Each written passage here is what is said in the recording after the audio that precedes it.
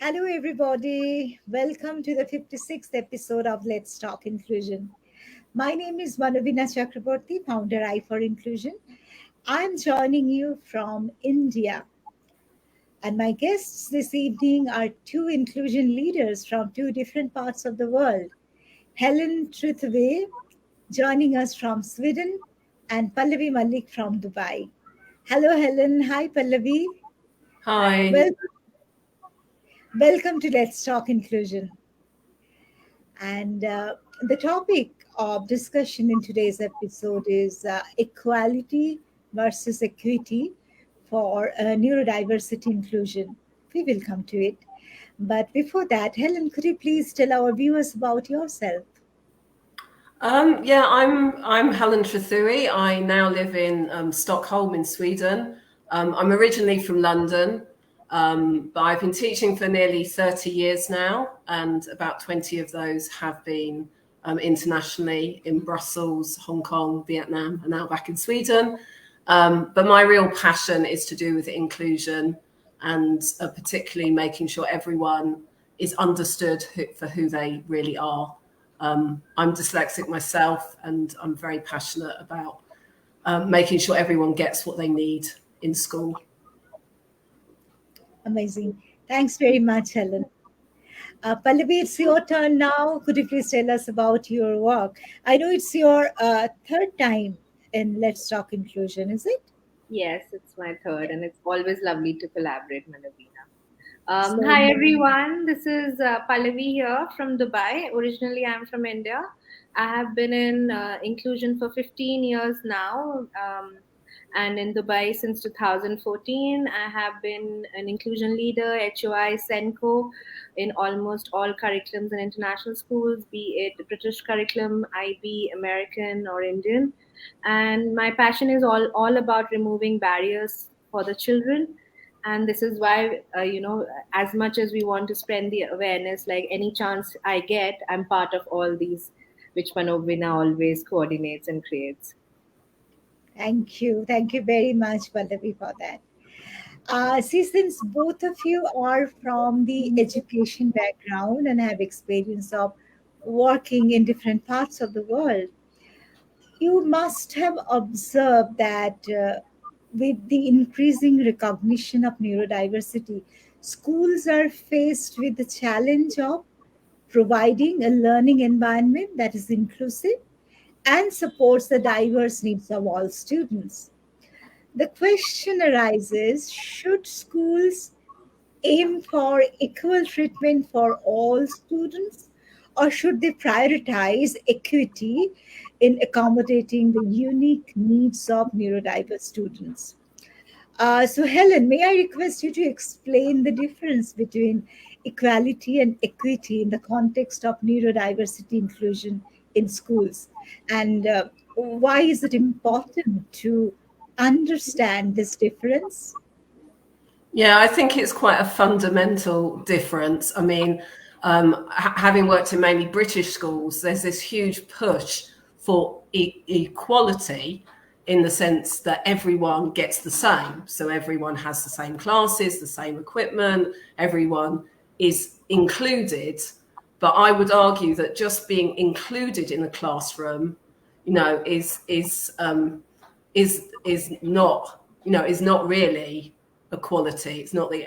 I have to confess, I get the two words confused. But what we want is for children to have what they actually need, as opposed to everyone having the same. So there is this idea that if everyone has the same, then everyone can achieve the same, and everything's going to be great. But if you are neurodiverse, if you have dyslexia or ADHD or autism, what you need in a classroom setting is different, and you can succeed and you can learn, but it's not having the same as everyone else. And it is that challenge of, celebrating difference and making sure that everyone can thrive without it making people feel uncomfortable.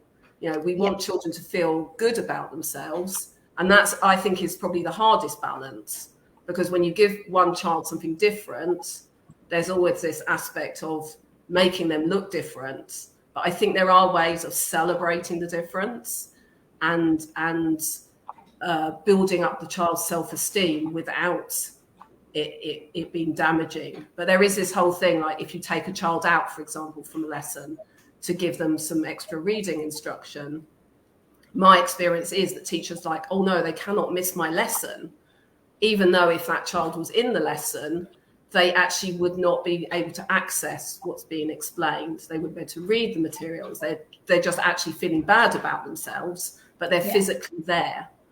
And that's also to do with the whole idea of inclusion. Inclusion is not being physically, included. It's a lot more complicated. Very true. Yeah, I completely agree with you. Pallavi, would you like to add something to it? Yeah, I would just like to say, like, sometimes mostly equality and equity are used as synonyms, which is not true. Mm-hmm. And when it comes to the implementation part, that could be very different in terms of neurodiverse students. And we have been into many lectures, or we have all these talks where the picture is given when these three children are seeing from the wall, and the same size of bench is given. So basically, equality is like a state of being equal, but equity is being just, having justice and fairness in what is given. So it's, again, what I say, it's not one size fits all. It's what the needs and how do we cater to those needs when it comes to equity. True, true, true, true. Very true. But how can schools ensure that neurodiverse students receive equitable access to education, resources, support, regardless of their individual needs and requirements? Pallavi, what do you So think? So basically, whenever we look at any kind of needs in a school, in a mainstream school, we should be looking at the provision mapping, and based on what the child needs. You may have a lot of children who are on autism spectrum or who have dyslexia, but we cannot generalize the strategies for them just because they have this barrier to learning. If a child with dyslexia has slow processing, maybe the other one would not be able to access the curriculum because the child is not able to read. So it's very important that we look at what their levels are, and based on the levels, then you have the access in place, and then you have the IEP in place. So it's very important, firstly, to have basically an SCN or an inclusion department in school, and then look at, from a specialist point of view, what can be given to them in terms of cushions, pull-outs, different kind of resources, how basically to remove the barrier and access to the curriculum. I understand. Uh, See, I work with a school, like it's a special education school within the campus of a mainstream school. So we have specialized curriculum for our children and young people. They all of them are neurodivergent. Some of them are autistic. Some of them have ADHD. Some of them are maybe having dyslexia. So in this setup also, we have to keep in mind the equity, right? Like for us, equity means treating like what should I say? Suppose there is a child who is having ADHD or autism. Uh, we cannot use the same approach for both of them. Okay. Yeah. One approach may work for a child who is autistic. That approach may not work for a child who is having ADHD, right? Uh, Maybe the child who is ADHD may need some extra time, or maybe the child who has autism, he or she needs some sensory accommodation. So there are different needs for different children. So to run a special needs school also, we need to keep this in mind, this equity. Do you have any experience as such, Helen? I was going to say, I absolutely agree that it really has to be, dependent child by child. I mean, Mhm. we are lucky here in Sweden that there's a very good assessment process Yeah. government-run assessment process. But then we get it comes back and it says the child's dyslexic, and it's like as if magically now we know what to do. And in my experience, every dyslexic child is different. And I used to work with small groups of dyslexic students, and I have to confess it never really worked. You know, you've got one who's got an auditory strength, one who's got visual strength. You're trying to present them, even though you're doing multi-sensory, you'll do one lesson and one will really flourish and get the idea of it. And then the next lesson you switch your approach and another child gets it.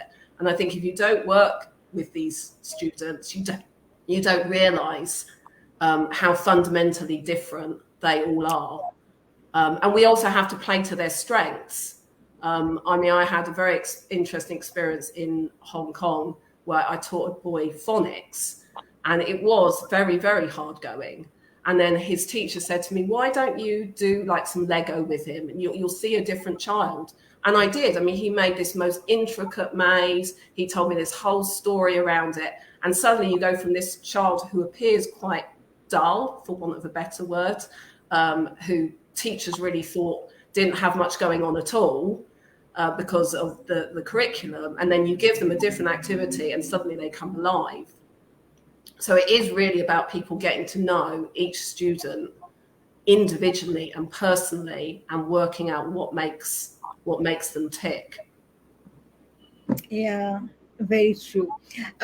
And so, Pallavi, in your experience, if you could just elaborate the kind of challenges you have seen neurodiverse students facing in traditional classroom settings, and how your school or you as a SENCO address those challenges to promote their academic and social success.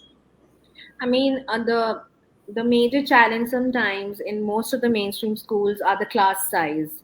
And because of the class size, the teacher is sometimes, I mean, I don't blame the teacher. It's not an easy job to be a classroom teacher. I'm sure everybody agrees once we went on COVID and the parents and the community realized how hard it is to be a teacher. So sometimes the large class numbers and the size, that becomes a challenge. So many a times we have to have an extra person if the child needs that one-to-one support. So we do in those scenarios we have to like employ learning support assistants for giving that one-to-one support in a classroom scenario. Now again, it's again need based of the child. Sometimes the learning support assistants could be shared, or it could be full-time one-to-one, depending again for the needs of the children. Second is sometimes in the class, especially with our children who have the sensory needs, the sensory overload and the sensory issues can be a concern in the class. So I think it is best. The first thing we all talk about, we should be doing sessions with the teachers, with the school. But I think the first thing we should do is always with the peers, making them aware about what the needs of this child is, or your friend or your peer is in the classroom, and giving them How that extra. easy, easy is it to sensitize peer group? I think it's more easier when they are young in the primary years. It becomes a bit challenging when they are in secondary and teenage years. But definitely, when the school and the culture and the ethos of the school promotes it on a regular basis, it's very important to have those regular, talks with the classroom, like during registration time, or having those, extra PDs. Sometimes you can have those, extra lectures to be with the students and just say, this is how. And when you do events like across the year, if you do like you dyslexia awareness or autism, children start thinking. So it's very important when you face those challenges in the classroom. It's always important to make the pupils or the classmates aware about the needs of this XYZ child. Definitely having those little sensory resources in the classrooms really help the students. So if you have children with ADHD, fidgets, and sometimes the fidgets don't have to be complicated. It can be like for girls, you can just wear like a spring hairband in your wrist, and the other students wouldn't know that it's actually a fidget. And by just touching it, she's able to concentrate, or just have a blue tack in their hand. So it just you just have to be smart sometimes on just be use basic things in the classroom. Again, like you have Ireland syndrome as well. Now a particular child would prefer blue background, and another Ireland syndrome child would prefer yellow background. So just giving the test papers in a different background, or just asking the teachers, and when they are presenting the PowerPoints on the screen, to have like different color backgrounds. So simple things, but again, like, make, if you have those regular talks with the teachers, the students, and build that inclusive culture in the school, the journey becomes more easier. Yeah, thank you very much for sharing this. There are a few questions, and let me just take them.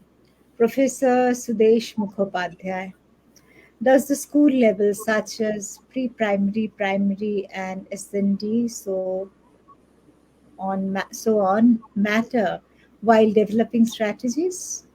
What do you think, Helen? Professor Yeah. Mukhopadhyay, let me just tell you about Professor Mukhopadhyay. She is one of the pioneers of inclusive education in India. Uh, Okay. Yeah, he I mean, was I really, think it's hugely different. I mean, I'm lucky now I have a whole school role, and I do literally work with 3-year-olds all the way through to 19-year-olds. okay. But yeah, I think the approach and the strategies, there is obviously some continuum, but I think the approaches and the strategies are very different. And it's definitely much easier when students are younger, which is why I'm very pro early identification and early intervention. And it's not necessarily about labeling. I think in some cultures, the labeling is not very comfortable with people. But there's so much you can do in terms of, if a child's dyslexic, developing their fine motor skills, their memory skills, their auditory processing, and you can do that all as games without anyone really noticing. In fact, most of the other children would like to come and join in, usually, who you're not taking. The other ones want to come and do the same activities. It definitely gets much, much more challenging. I mean, I'm working now on ways of giving our secondary school students the support they need, but they become much more self-conscious, and you have to be much more sensitive. I've been trying to work with some of the secondary school teachers in doing things for everyone, things like assistive technology. The whole class could actually have their headphones and listen to the text and practice using the text readers. They could all have a go at using voice to text. Our students tend to use Google Classroom quite frequently in lessons. So things that are good for our students, giving all the students a break as well, because sometimes those secondary school lessons are very long. Doing activities. I was talking to someone who was teaching like 14-year-olds, and they're doing like vocabulary. And I said, well, you can just put Post-it notes around the room and pictures, and they all move around and match the pictures. And that's good for the child who's got ADHD, but it's equally good for, it's not going to be bad for the other students, is what I would say. And I think in secondary, that's the way forward, is trying to promote some of the inclusive things. Because those who don't want to use it won't use it, but it kind of desensitizes it, stops it being like, oh, this one child needs this one thing. It's better that it's something, they're tools that we can all use. The same in primary, I would say, like, creating kind of like a toolkit where the fiddles and the different things and hands-on materials that are there for everyone, word lists, for examples. And then children do self-select. They do know if they need them or they don't need them, but you make it less that it's just got to be for this one particular student. Okay, thank you. Pallavi, would you like to add something to it to answer Professor Mukhopadhyay's question? Yeah, I think it's very important, like the early identification, the identification process, and the referral process across school. That is really important. Like, I think when during induction time or during orientation time, beginning of the academic year, it's really important to explain the inclusion policy or the SN policy to teachers, explain them what the referral process is, so they do not delay the identification to like the last term of the academic year. The sooner the better, because a child who is identified in early years or in primary years would benefit more and would have a better response to intervention than someone who's identified at a later stage in life. So I think if those processes and systems are in place, it becomes easier to give that support and intervention at the right time across schools. Yeah. Thank you. Thank you. There is one more interesting question.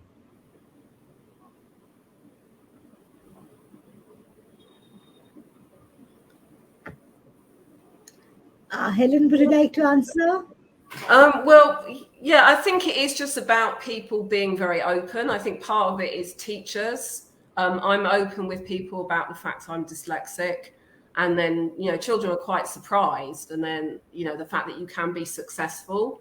I was lucky enough to do some assemblies, both in primary school and secondary school this year, talking about dyslexia and ADHD and explaining to the whole student body about what that means. And then I think trying to promote a positive, when you think of the role models in society now who have these difficulties, many top athletes and gymnasts have ADHD. I'm from England. I like Jamie Oliver, and you think how hugely successful he's been. And he admits that he needs help to write the books. He doesn't write the books. I think promoting those, and obviously I don't know Indian culture as well, but there must be famous people within the Indian culture who have these difficulties, and kind of making it that it is just part of life. I mean, our planet would not be as it was if it wasn't for neurodiverse people. Many of the inventions that we have that we rely on are because people were autistic and they were narrow, they were focused and narrow-minded, and they just stuck at things. So I would say that's one of the things to do. I think to promote neurodiversity in a school community is really important to involve everyone at every stakeholder. So, from the support staff to the governing body, I think it's really important that regular, meetings or trainings are done, to have like regular coffee mornings with parents, having those, chats with not only with teachers and students, but the community itself. Sometimes it's always good to have a mentor, like a parent would be a good trainer to other parents. A student who's very vocal and accepting his or her diverse needs can be like a spokesperson. So involving everybody rather than taking yourself and just trying to do it all. It's always Yeah. good to have, sometimes, like, I've had support staff in some of my schools, like bus conductors and nannies, who were not educated, but they were so open minded and practical. So involving them, to address and to make the other support staff aware about, if this boy is in the bus, and why she's making a noise in the morning. These are the sensory issues, so they would be the support system for each other. So having that support system and having that community involvement is really important to make that inclusive culture of the whole school, because we cannot do it alone. It has to be everybody Sure. involved for Yeah. inclusion. No, I mean, I Also, absolutely agree. It has to be, the people who work in the canteen, the people, like you say, the bus supervisors, the bus drivers. It is really important that everyone understands what's needed. and also, And then I think as well, the parents. We have a parent support group in primary for students who are neurodiverse, and the parents meet once a month. We do different topics for them, but they also get a chance to talk to each other, because I think it is, as a parent, it's hugely challenging and you can feel very isolated. So just bringing that community together to support each other is also really important. and also, I tell the parents of my school to organize birthday parties and invite all the neurotypical children in the neighborhood along with their parents, maybe, so that they can also understand that people can be different. And Mm. one more thing I would like to add here is use using inclusive language is also very, very important. So in our vocabulary, there should not be any word called disability, Yes. in a school community. There should not be any word called difficulty. When we can say that difference, we can say Mm-hmm. this child has a learning difference. You are saying, Helen, that you have dyslexia. So you might have a reading difference, right? Yeah. So I really, so this use of inclusive language is very, very important. It's not about neurodiversity. Even some people who have some differences in using their limbs, maybe they use wheelchair, and we call them, they're wheelchair bound, but they are not, they're wheelchair users. Yeah. So we must take care of our vocabulary and use inclusive language. And using this language avoids stigmatizing, right? I don't think, Yeah. or pathologizing neurodivergent individuals. And it can help create a more welcoming and accepting environment. That's what I feel. Yeah, So no, there I are, absolutely agree. I mean, I think the language, I always use, say, learning difference rather than learning difficulty, because it's not that they can't learn, they just learn in a different way. And your brain works differently, but that's also has its huge positives I think as it's well. But I think just barrier to learning and barrier to, just a barrier which we need to like go over. there yeah, are a I few agree. more questions, many questions rather. We have answered this, right? Now this one. Yeah. I really wish that specific learning differences could be diagnosed in pre-primary level. Please tell us if you are able to do that in your respective countries. Mrs. Kavita Sharma is also a neurodiversity activist, she calls herself. Uh, Very, very respected neurodiversity activist and advocate in India. Um, I can start to answer this Yeah, question. I mean, definitely, like, and that's what Helen and we were discussing before, that early intervention is the key. The sooner, the better. And our goal should be to close the gap as early as possible. I mean, especially after COVID or even before, when I used to especially do admissions, for FS or for KG, at least 1 out of 4 students would have like a speech delay. And sometimes parents may, sometimes when it is like the firstborn, your new parents, you would say, oh, like, like maybe this is because at with time, this would improve or this would be better. I think we should just not like try to ignore it. Sometimes even like grandparents, when they come for admission, they say, like he will be fine in few months or few days. So the early intervention is a key. So if the children have speech delay or they are not talking, I think we should not ignore it. yeah, Speech, we should definitely like address it.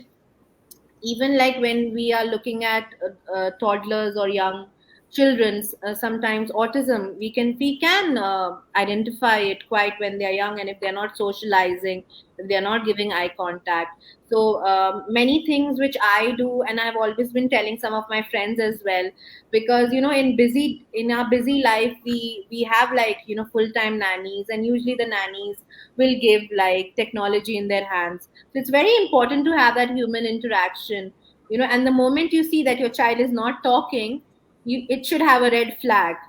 As a parent, you should not ignore it, and you should try to have those real conversations.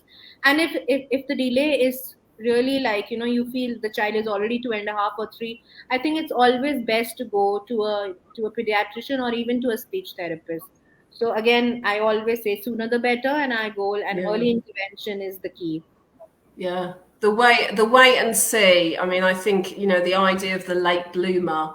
I mean, in my experience, it really doesn't happen. And if you track children through school, all that happens is they become more distressed, and their self-esteem just disappears. And when they're young, they don't. I think it's the parent who's more anxious. I mean, if you go to Yeah. a speech therapist, and I've watched a speech therapist work with like a 3-year-old, the child's having fun. They've got adult attention, and they're doing these different mouth exercises. They don't have any of the kind of stigma or the worry about it. I think sometimes parents do.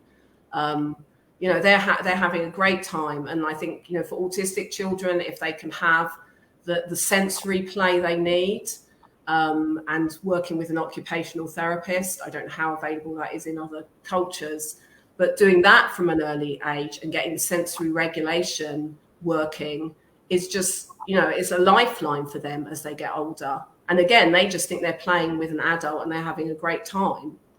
But I never think I never think wait and see. I think you always try all the things that you can do early on.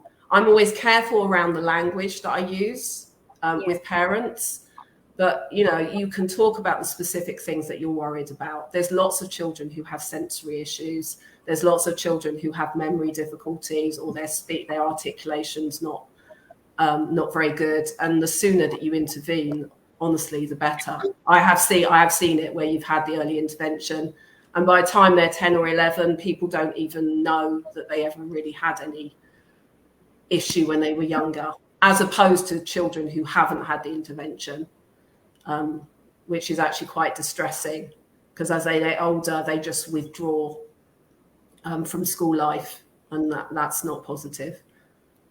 Yeah. Thank you, Helen and Pallavi. There is one more question. How can school address incidents of bullying and harassment of neurodivergent students? Anyone wants to answer?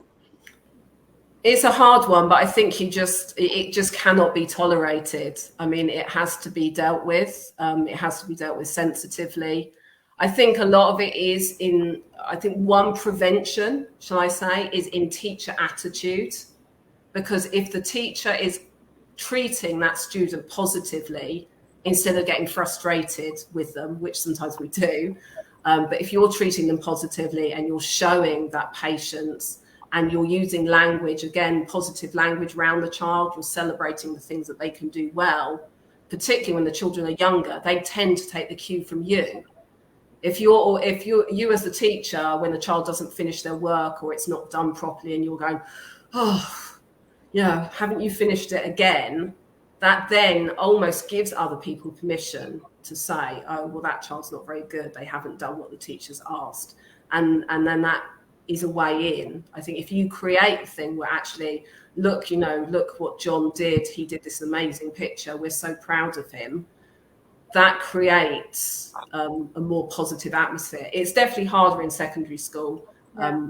I do see, unfortunately, this happening, but it tends to be quite subtle. And then the adults really have to stand up and intervene. I think in the schools I have worked, the things which I've worked to prevent or to address is to have like regular pastoral meetings. If the whole staff knows that this has happened with a child, I mean, usually all the international schools have a safeguarding policy and a designating safeguarding lead, and the pastoral needs are also taken care of.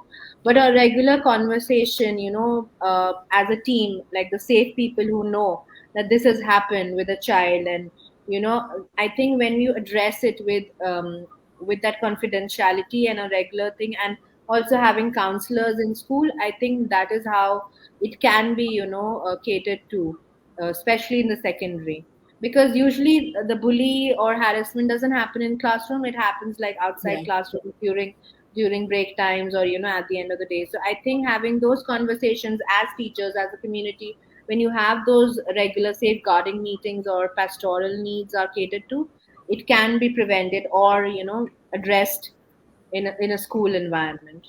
Yeah. I mean, teachers have to be, I was just going to say, teachers, I agree with you. I think having everyone knowing and everyone being very vigilant, because you can see the signs in the lunch hall, for example, where a child's told that they can't sit on a particular table.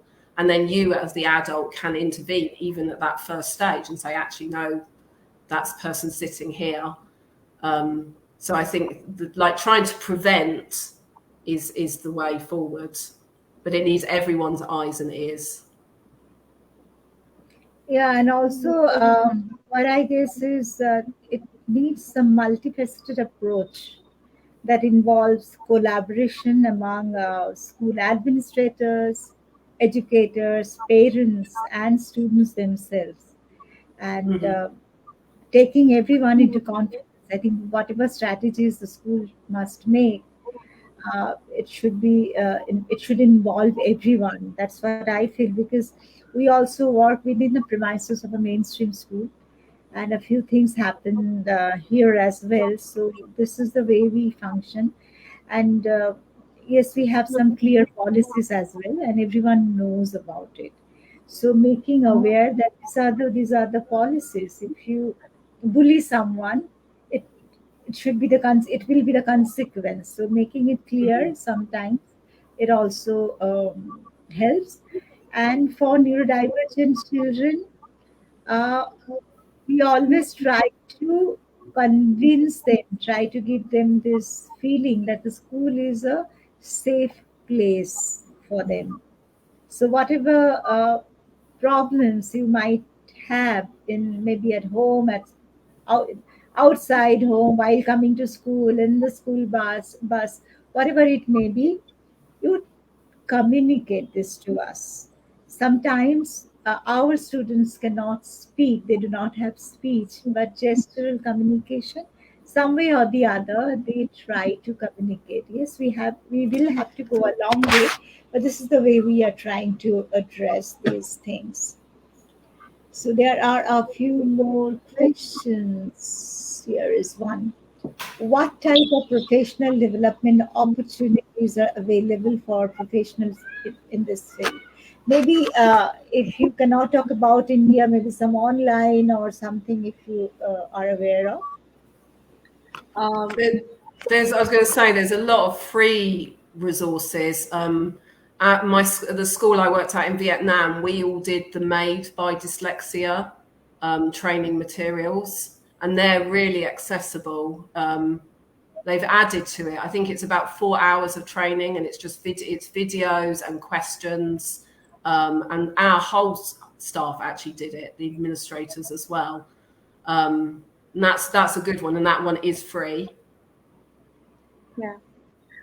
I mean, I was about to say the same thing, Helen, about Made by Design. Okay. Yeah, but in terms of there's ICEP online. There are a lot of short courses, so they have very nice, and it's not so expensive. So you can do like a short module on dyslexia, autism, and ICEP, and after every module, you would like do a small assignment of your reflections.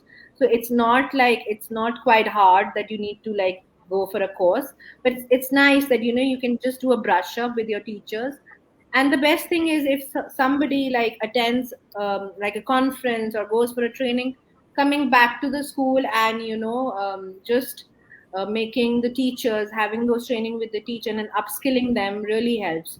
So it shouldn't knowledge, like I always believe knowledge should be spread.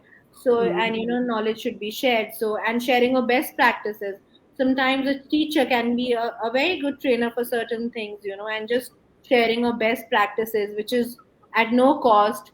You do like a regular CPD like a month, once in a month, and then that teacher just shares her best practices. Also in a school, you should have a regular CPD calendar which focuses on inclusion and SEN. So I think looking at the needs. So I think usually what I have done in the schools I have worked is like beginning of the year, just have a survey with the teachers on what kind of needs, what kind of training they would like to have, and looking at the survey, then make your academic calendar or your CPD calendar, and having those regular sessions. And you can involve everyone. So, sometimes a teaching assistant can be a very good trainer, a learning support Yeah. assistant can be a very good trainer. So it shouldn't be that that and you people think that as a head of inclusion on Senko you would know it all, but we don't know it all. We also learn from experience. So involving Exactly. everyone and having those trainings, it's the best free trainings we could have in a Yeah. Yeah. school. And we can learn a lot from parents as well, and I learn Yes, from parents absolutely. every day. Yeah. So this here's my next question: how can schools, or how should schools collaborate with families, community organizations, and healthcare providers to provide comprehensive support and resources for neurodiverse students and their families? Would Well, how do you do this? Like, uh, Is this in practice in your school? Of course, when you talk about specialists, you need to have those, partnerships with outside providers and specialists coming to school. So it's always best, like if we have asked a student to go for an external ed psych assessment or ed psych report, it's always best for, and I always work with those psychologists or specialists who would come and do an observation in the school, and after the report is created would come back again and have a collaborative meeting. It shouldn't be done in isolation, because a child is very different in a one-to-one situation when they go to a psychologist to do the assessments, and they are very different in a classroom scenario. So it's always best to have those partnerships. In Dubai, like, we do work with the outside agencies, and we do have also the Community Development Authority, who has, like, early intervention programs. So it's always best to have that collaboration. You would invite an occupational therapist, and sometimes when you are collaborating with the centers or the clinics, they would come and do, like, free sessions for parents or even teachers. So it's Yeah. always best to have that partnerships with outside agencies and work hand in hand Yeah. in collaboration. It's Very trying to get them to come into school that I think is key, and like promoting those relationships. And I think, when we have review meetings, we try to invite any professional that is involved with that child alongside the parents. But going back to the parents, I think the collaboration with the parent is really key. I think, sometimes as educators, we think we have all the answers, but, the parent knows that child from birth. Maybe they don't understand the education system in the way we do, but they are the expert in their child. And, I think we have to give them the utmost respect and really value their point of view and how they see the child. I mean, I've had a situation with my own child where I was told that he was perfectly happy at school, and yet I knew he was crying at night, not wanting to go to school. And, and I can see why, like, people thought he was happy, but he wasn't. So I think we as educators have to really respect the parents' opinion and also what they can actually do, because the way that they support and the language they use with their child at home makes a huge impact on how they are in school and how they feel about school. true.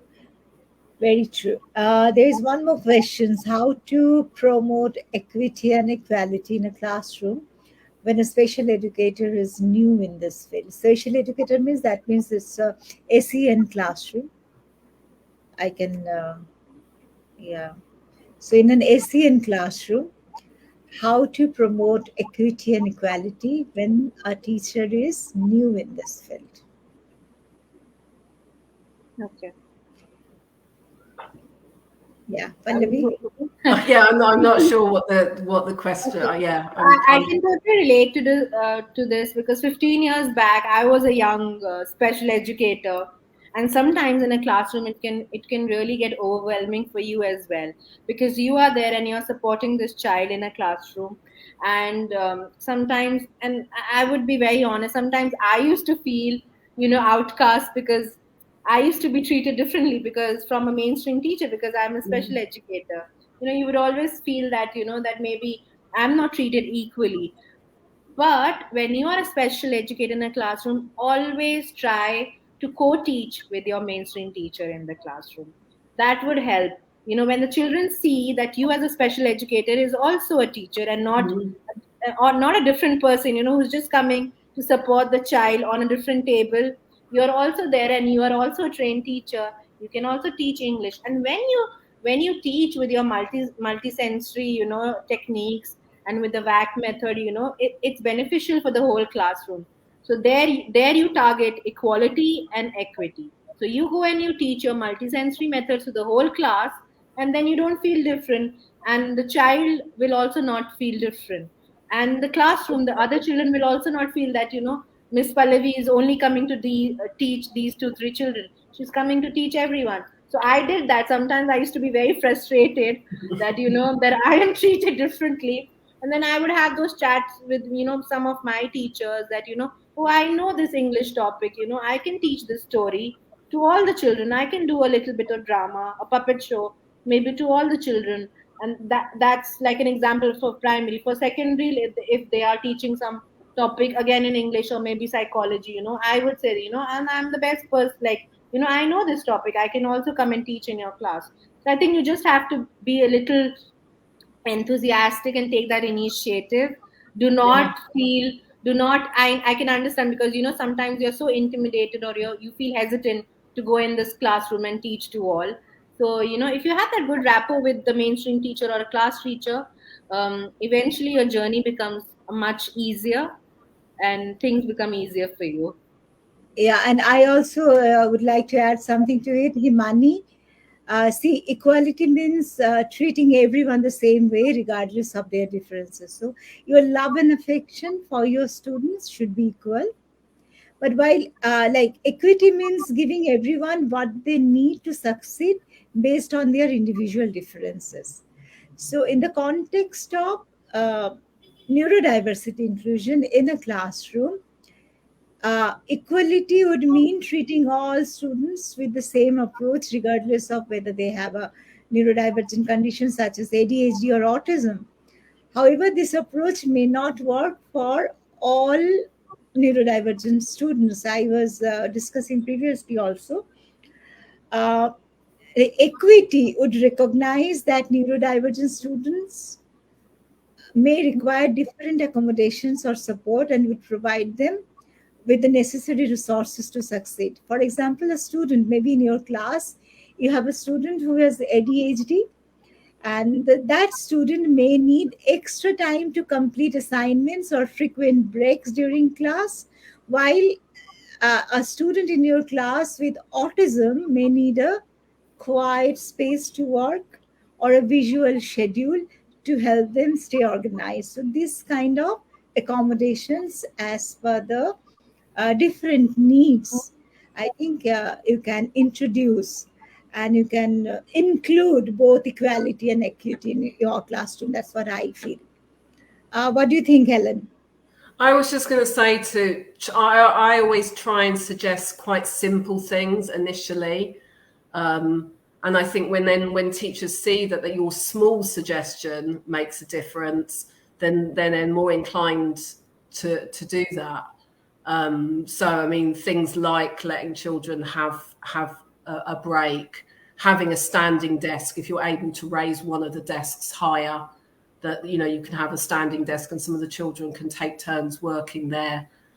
Just having a printed copy of the information and the child's not having to copy it from the board can make like a huge difference. So some of those small things, and then when they see the child's getting on much better because of that small accommodation, then I find that they tend to listen to you more. I mean, I still remember the terror of when I first started as a Senko in the East End of London, and I've been teaching for 8 years, and then suddenly you're supposed to be the expert, and of course you're not.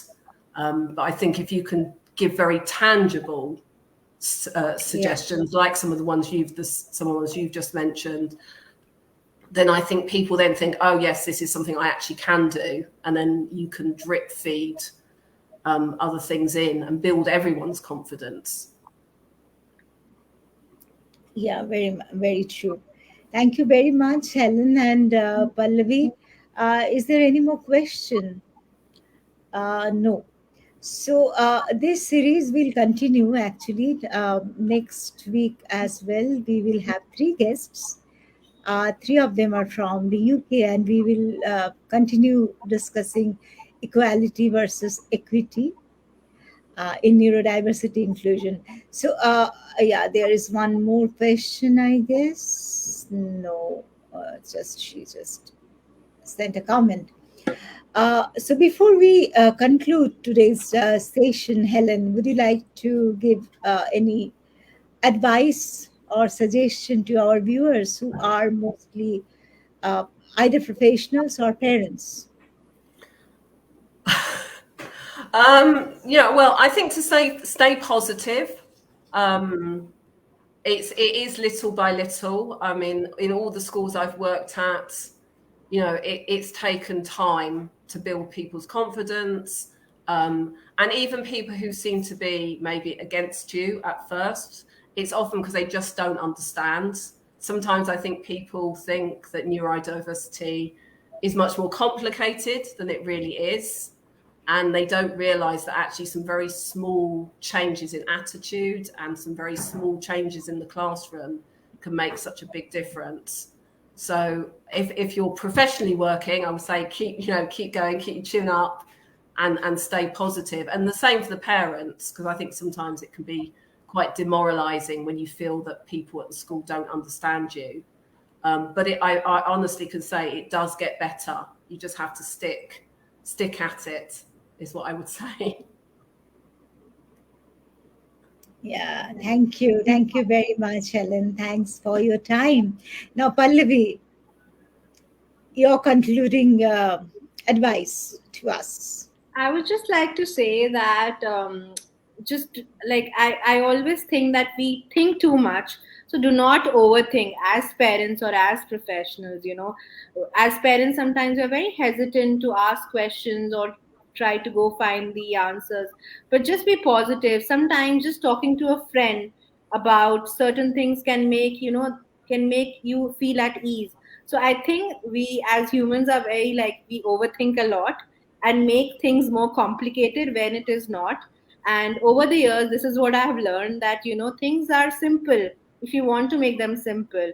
So just do not overthink. And in today's time, we have so much of awareness, so much of information. On the internet, we have people talking about positivity, well-being, inclusion, neurodiversity. So just be open-minded and just do not overthink and be positive at the end of the day, because we have we are living in such a times where we have so many people to help us and so much awareness going around. Things were different 25 years back and 30 years back. Now things have changed, and we are living in such times that that we have access to so much of information. So just do not overthink and just go out there and seek information, or just seek support. Thank you very much, Pallavi. Thanks a lot to both of you, Helen and Pallavi, for your time at a busy weekday. And thanks a lot. I hope to collaborate with you in the near future, and would request both of you to join us next week and interact with us. The three of my colleagues are joining from the UK, so if you could interact with us through the comment section, it would be very motivating for all of us, actually. So thanks a lot, and to my viewers, thank you for your participation. Thanks a lot, and yeah, next week. We'll see you next week. Till then, take care and goodbye.